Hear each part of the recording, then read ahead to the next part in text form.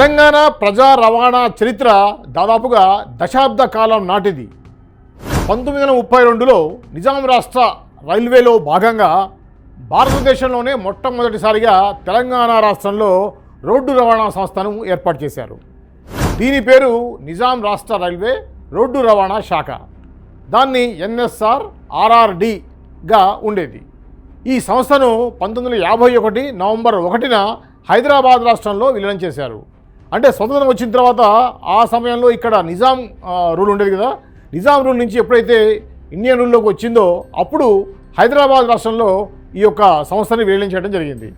మొట్టమొదటిగా 27 బస్సులతో మొదలైన ఈ సేవలు ఇప్పుడు లక్షలాది మందికి రోజువారీ జీవనాధారంగా మారాయి.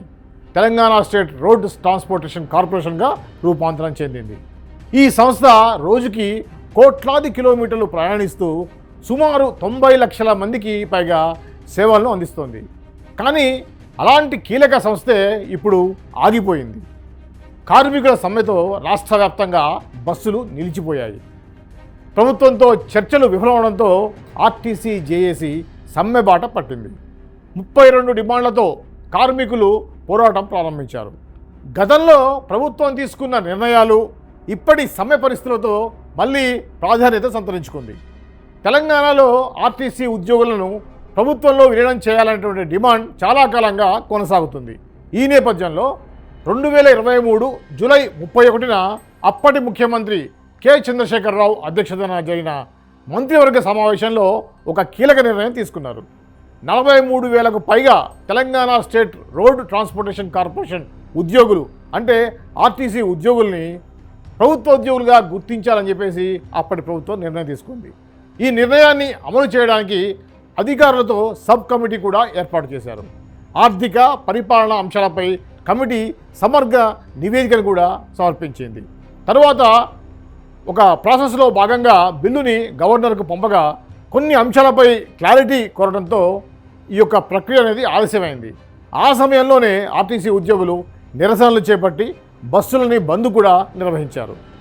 ప్రభుత్వం ఇచ్చిన వివరణతో సంతృప్తి చెందినటువంటి గవర్నర్ చివరకు బిల్లుకు ఆమోదం తెలిపారు. అసెంబ్లీలో కూడా బిల్లు ఏకగ్రీవంగా ఆమోదం పొందింది. ఈ విలీనంతో ఆర్టీసీ ఉద్యోగులకు ప్రభుత్వ ఉద్యోగులకు ఉండేటువంటి ప్రయోజనాలు వర్తిస్తాయి. అయితే దీనివల్ల ప్రభుత్వ ఖజానాపై సంవత్సరానికి సుమారుగా 3,000 కోట్ల రూపాయల భారం పడనుంది. తరువాత ఎన్నికల్లో ప్రభుత్వం మారింది. ఇప్పుడు సమ్మె నేపథ్యంలో ఈ విలీనం అంశం మళ్ళీ హాట్ టాపిక్గా మారింది. ఉద్యోగులు తమ డిమాండ్లు పూర్తిగా అమలు కావాలని కోరుతుండగా ప్రభుత్వం చర్చల ద్వారా పరిష్కారం కనుగొనాలని చూస్తోంది. మొత్తంగా చూస్తే ఆర్టీసీ విలీనం నిర్ణయం ఒక కీలక మైలురాయి అయినప్పటికీ కూడా అమలు దశలో ఇంకా అనేక సవాళ్లు ఉన్నాయనేది స్పష్టమవుతోంది. ప్రస్తుతం జరుగుతున్న సమ్మె ఈ సమస్యకు ఎంత త్వరగా పరిష్కారం దొరుకుతుందో చూడాలి. ఈ సమ్మె ప్రభావం ప్రజలపై ఎంత తీవ్రంగా పడుతోంది, సమస్యల మూలం ఏంటి, ప్రభుత్వం ఏం చేస్తోంది, ఈ స్పెషల్ స్టోరీలో పూర్తి వివరాలు తెలియజేసే ప్రయత్నం చేస్తాను.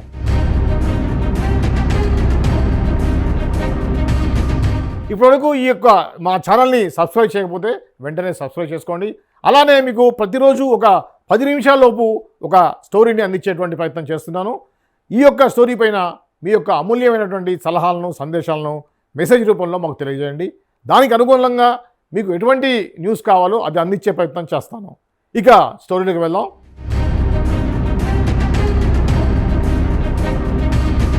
తెలంగాణలో ప్రజా రవాణా వ్యవస్థకు భారీ షాక్ తగిలింది. Telangana state road transportation corporation కార్మికులు సమ్మె బాట పడడంతో రాష్ట్ర వ్యాప్తంగా బస్సులు డిపోలకే పరిమితమయ్యాయి. ప్రభుత్వంతో చర్చలు విఫలమవడంతో జేఏసీ సమ్మెను ప్రారంభించింది. 32 డిమాండ్లతో ముందుకు వచ్చిన కార్మికులు సమస్యల పరిష్కారం అయ్యే వరకు వెనక్కి తగ్గేదే లేదని హెచ్చరిస్తున్నారు.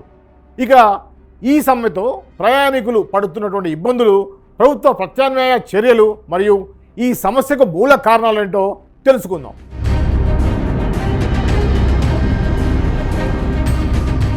తెలంగాణలో ఏప్రిల్ 22న తెల్లవారుజామునే మొదలైన ఆర్టీసీ సమ్మె ప్రజల దైనందిన జీవితంపై తీవ్ర ప్రభావం చూపుతోంది. బస్సులు రోడ్డెక్కకపోవడంతో ప్రయాణికులు బస్సు స్టాపుల వద్ద గంటల తరబడి వేచి చూస్తున్నారు. ఆటోలు క్యాబులకు డిమాండ్ పెరగడంతో ఛార్జీలు ఆకాశాన్ని అంటాయి. ఇక మహాలక్ష్మి పథకం కారణంగా రోజుకి 35 లక్షల మంది ప్రయాణికులు ఉండేటువంటి ఆర్టీసీ ఇప్పుడు 60 లక్షల మంది ప్రయాణించే పరిస్థితిలో సర్వీసులు నిలిచిపోవడంతో మరింత సమస్యగా మారింది. ఈ సమస్య వెనుక ప్రధానంగా 32 డిమాండ్లు ఉన్నాయి. వాటిలో ముఖ్యమైన డిమాండ్ ఏంటంటే ఆర్టీసీని ప్రభుత్వంలో విలీనం చేయాలి. రెండవది వేతన సవరణ వెంటనే అమలు చేయాలి. ఖాళీలను భర్తీ చేయాలి. కాంట్రాక్ట్ ఉద్యోగులను పర్మనెంట్ చేయాలి. అలాగే పెన్షన్, పిఎఫ్, బెనిఫిట్స్ లాంటి ఏవైతే పెండింగ్ ఉన్నాయో వాటిని వెంటనే చెల్లించాలి. అలానే వర్కింగ్ అవర్స్, డ్యూటీ గంటల్ని తగ్గించాలి. మహిళా ఉద్యోగులకు సౌకర్యం కల్పించాలి.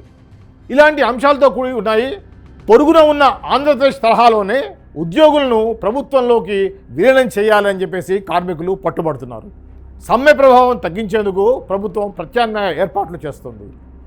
3100 అద్దె బస్సులు, 500 ఎలక్ట్రికల్ బస్సులు, తాత్కాలిక డ్రైవర్ల నియామకం ద్వారా కనీసం సగం సర్వీసులైనా సరే నడిపేటువంటి ఆలోచనలో ఉంది ప్రభుత్వం. అయితే పెరిగిన ప్రయాణికుల సంఖ్య దృష్ట్యా ఈ ఏర్పాట్లు సరిపోతాయా అన్న సందేహం వ్యక్తమవుతుంది.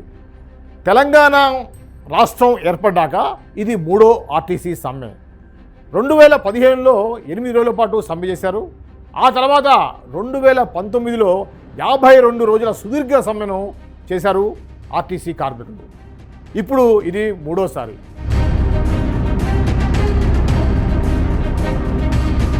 ఇప్పుడు మరోసారి సమ్మె ప్రారంభమవడంతో ప్రభుత్వం ఎలా స్పందిస్తుందన్నది కీలకంగా మారింది.